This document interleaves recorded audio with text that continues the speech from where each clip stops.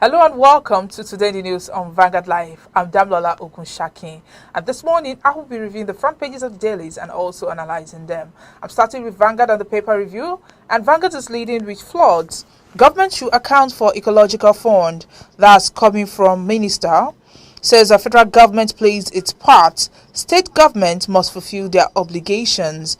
Adds, Environment Ministry generated and paid 8.7 billion naira into TSA. Nigeria to benefit from climate fund with action plan put in place.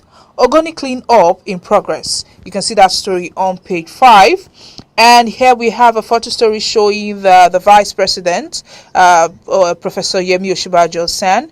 Here meets with the President of the Socialist Republic of Vietnam at the Presidential Palace in Hanoi, Vietnam yesterday.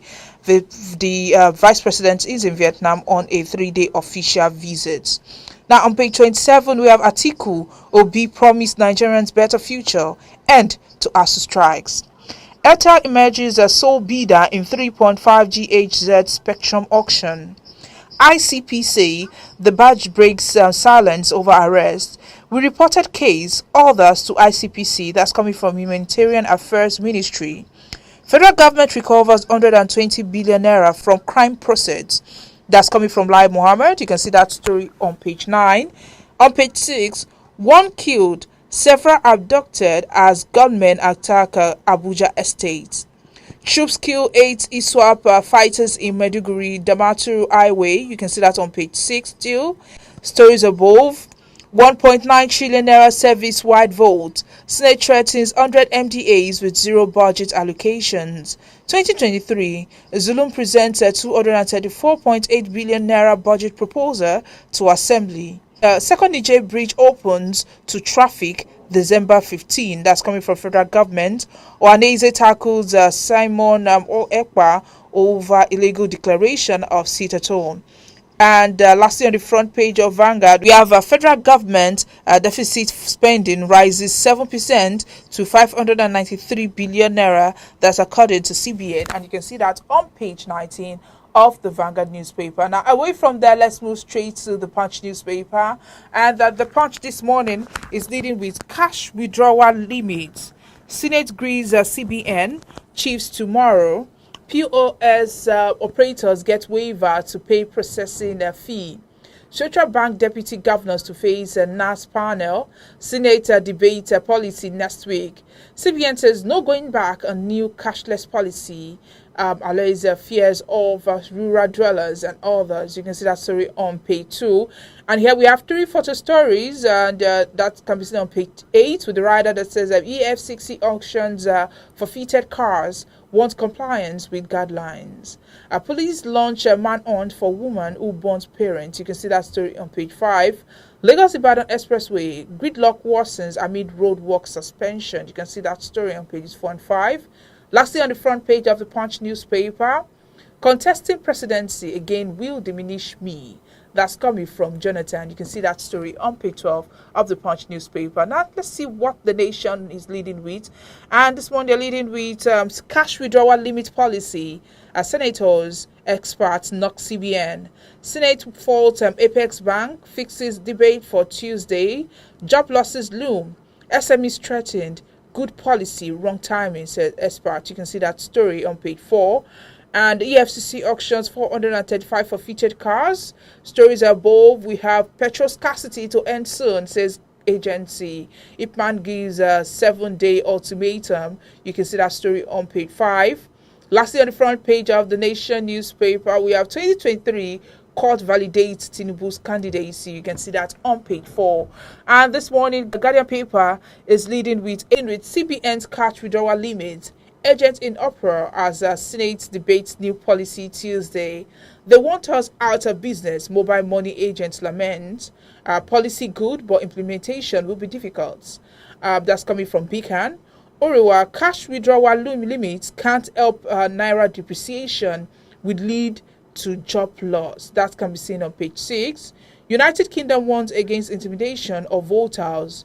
Rules out a preferred presidential candidate. You can see that on page 6. Stories above. United States explains the exclusion of 5 African leaders from summits. Lastly, on the front page of the Guardian newspaper, we have Facebook prepares for Nigeria's election, titles news on misinformation. You can see that on page 3 of the Guardian newspaper. And that's all we have on the front pages of the dailies this morning. Join us after this break as our guests will be analyzing these stories. Welcome back. If you're just joining us, this is Today the News of Vanguard Live. I'm Damlola Okunshakin. Joining me this morning to analyze the front pages of the dailies this morning is Mr. Oludari Maiwa. He's a publisher, Global Financial Digest. Good morning, Mr. Maiwa. Good morning. I'm glad to be here today. Yes, thank you for joining us. All right, let's move straight to the front pages. Now, revisiting the flood that devastated some states recently, Minister of Environment, Dr. Mohammed Abdullahi, has asked Nigerians to seek answer from their respective governors on what they did with the huge sum of money they receive routinely from the Federation account for ecological challenges. What do you think about this?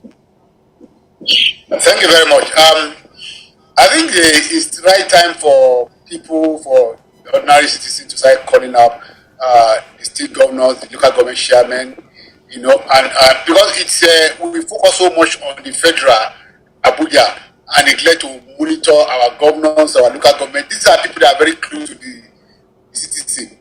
And like the minister said, they receive so much money from federal account, apart from the money they generate from IGR. What are they going to show is they can't pay salary, so they are not as if 5, 6, 10 months salary up to date. If not for Governor this on weekend that revealed that disclosed that they receive backlog of 30% derivation from government. And then the government actually mentioned it. Here they are still owing salary. Where are this money they are collecting from federal account going? Where are the money they are collecting from us and the rest? The corruptions are so heavy at the local government level, at the state level. Can listen to, we had the president saying that most state government collected the allocation to the local government and share it and for personal use.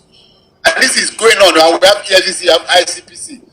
How much of this has been brought to the fore for us to actually put these governors to test? That much challenge their accountability. There's no accountability in the state in this. For example, in Lagos State is the only place you cannot know how much a road is constructed, how much a project is constructed. Lagos cannot know what is going on in the finance of Lagos, for example. And that is replicated all over the federation. So common citizens, many cities should begin to hold their state executive accountable for the huge billions of naira that go to their pocket and their vote and they are not accounting for. The earlier we try doing that, the earlier we focus, focus on the Abuja, better for all of us as a citizen. Okay, so what you're trying to say is that we should hold the state governments responsible, because recently the federal government accused the state government of stealing local government funds, that the state government needs to be responsible for poverty in Nigeria. So is that really true? Yeah, of course. If you are not investing the resources that are generated in the country in job creative projects, for example, if they are not developing their environment, look at some of the part of the country, in the north, in the south part of the country, we have vast land that could be, exploited for farming, cash crop farming, food planting, and the rest.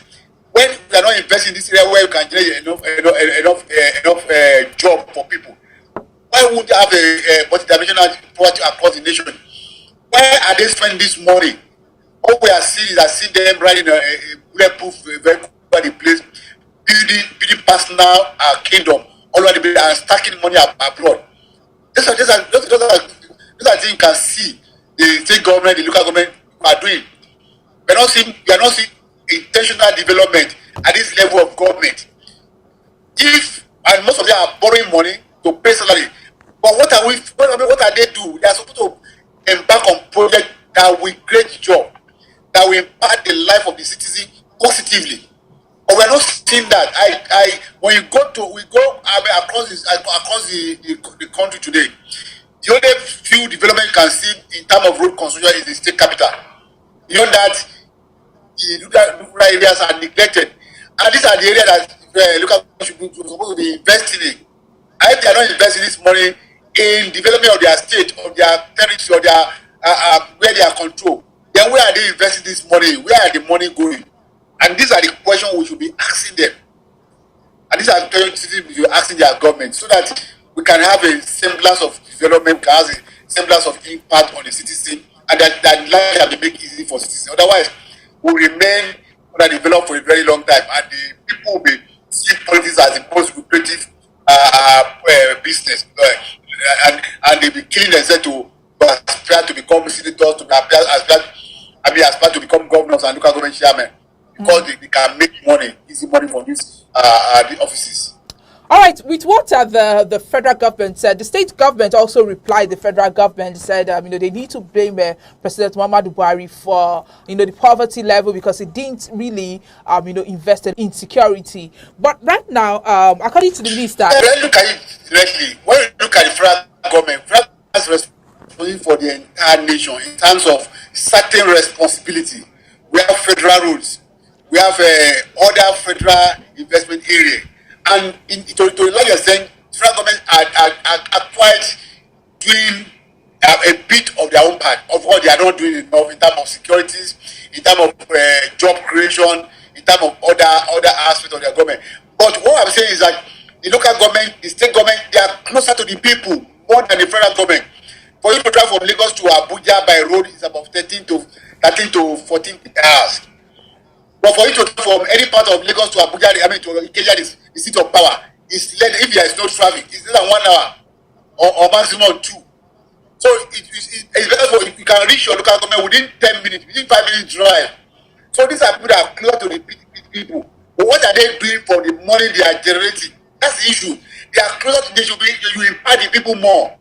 People in Lagos, people in Oyo State, in Edo State, in Kwara State should not be looking forward to Abuja to come and intervene on their road, for example.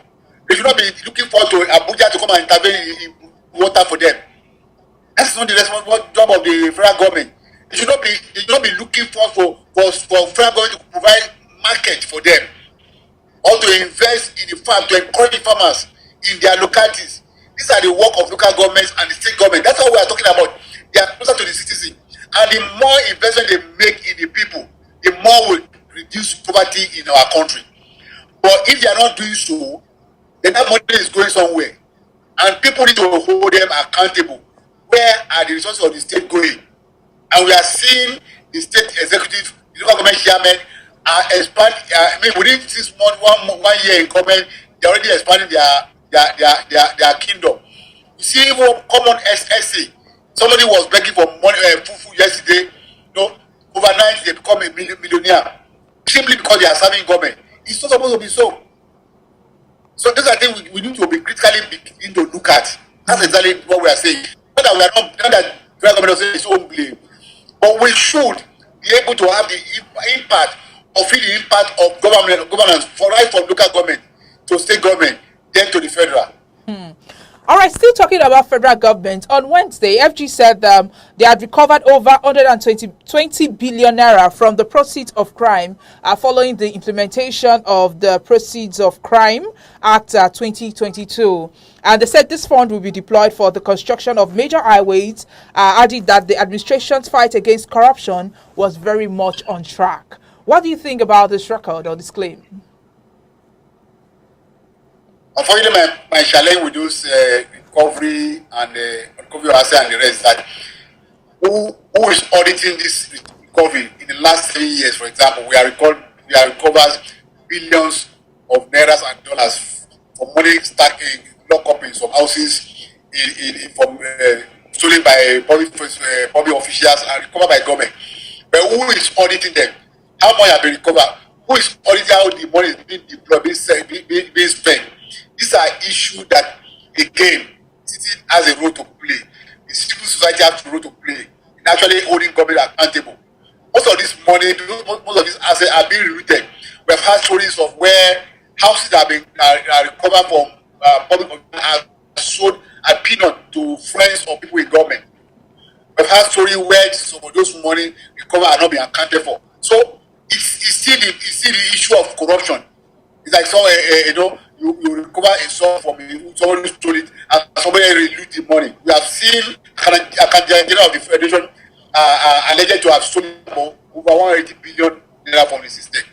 And the system that allows such thing to happen, that means that system is porous. We need to have a standard, we need to have a system that works, that can hold every public officials accountable for every of their responsibility, every of their duty. For example, if EFCC is covering so much money, we need to know how the transmission of this money from EFCC to Central Bank and to the Treasury, and how this money is being spent.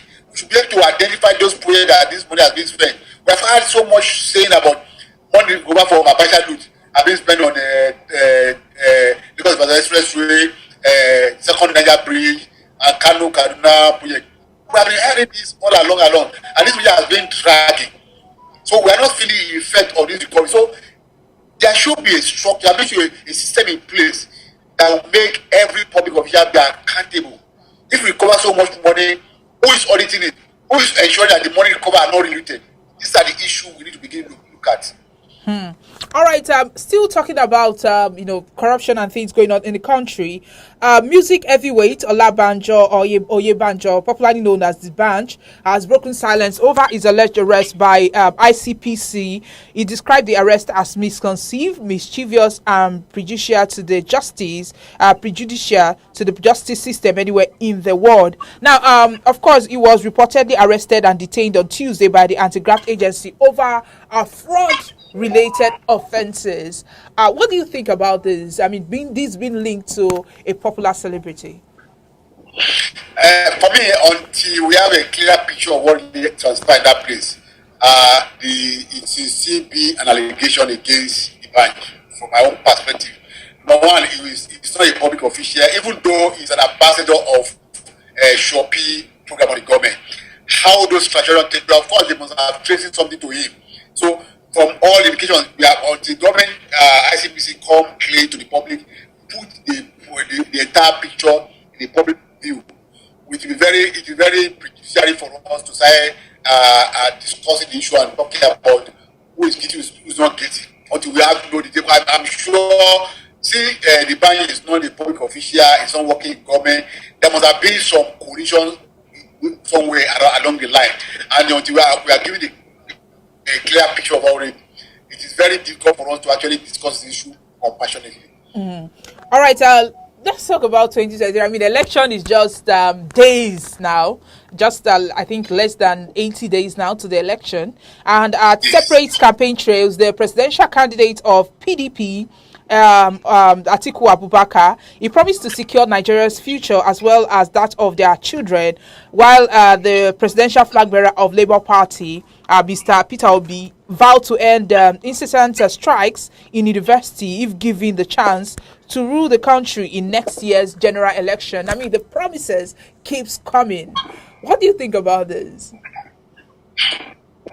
It's unfortunate the forthcoming election. I'm not feeling the vibe. Why? In my own place, I don't. Maybe I'm alone. Because all we have been hearing is promise. I will do that. How? No, they have told us how they are going to solve this problem Nigeria are facing today. Nigeria is almost going bankrupt. Our debt is mounting. Our foreign reserve is very low. Our production is very low. We are not meeting our OPEC quota because of as a result of oil theft in the Niger Delta and the production area. We have so many things. We have my range of problems in this. Poverty is escalating. Insecurity is growing. That's why they find that we are having bombing here and there. None of the president's candidates has ever told us that these are blueprint. These are how we are going to resolve this issue. Beyond the issue of I will do this, I will do that. How are you going to do that? None of them have talked to that issue. None of them have addressed the issue in the real sense of it that can give us confidence that here we have people who are willing, who are ready to solve Nigerian problem. All of them. We are not seeing any of them actually doing anything that can show that they are capable of actually addressing the problem. There lies my worry concerning the forthcoming election. And I hope that it's not too late, within the less than 50 days, some of them will be able to come clean and address the issue. How are they going to solve insecurity? Are they going to employ more soldiers? What are they going to do about the real root cause of poverty in those areas that feed insurgents, that feed kidnapping, that feed banditry? In terms of people are not, there's lack of job, people cannot go to their farm. How are you going to solve those issues? How are you going to solve the issue of borrowing? How are you going to solve the issue of stopping the oil theft in the Niger Delta? How are you going to solve the issue of getting for the government so that you can have enough revenue to embark on meaningful projects that will impact lives of people? How are they going to turn around things and create more jobs? There's no how. It's missing from all the promises we are hearing from Abubakar, Tinubu, Obi, and the rest. And these are the challenges that they will need to confront. Otherwise, we'll just be electing, we ended up electing somebody who has no issue, who has no plan to tackle the country except for to go there and occupy the position and for the benefit of his family and his friend. All right, let's just end this on a lighter note with Mr. and Mrs. this morning. And the first person speaking today is Mrs. She says, I love your birds. It makes you look eminent and charismatic. Just look at the way people were treating you with respect and affection at the party. Come closer, let me stroke it. And Mr. replied, but you asked me to shave it last week when a young lady was admiring it, woman. Yeah, she forgot what you said concerning that one because she was protecting our territory. Women are very territorial. So to say, now she's still 20 feet. You can't, in marriage, you can't see endless of this back and forth, really, and that will make the fun of it. Yeah. Thank you very much, Mr. Mayowa, for joining me today. Thank you for having me today, and have a blessed day. Yes, and you too. And it's a publisher, Global Financial Digest. He just reviewed and analyzed some of the stories on the front pages with us this morning. Now, to get more of our top stories, you can follow us on all the social media platforms showing on your screen. On Facebook, Instagram, Twitter, TikTok. Our WhatsApp number is also displayed on your screen. I'm Damlola Okushakin. It's bye from me on Today in the News.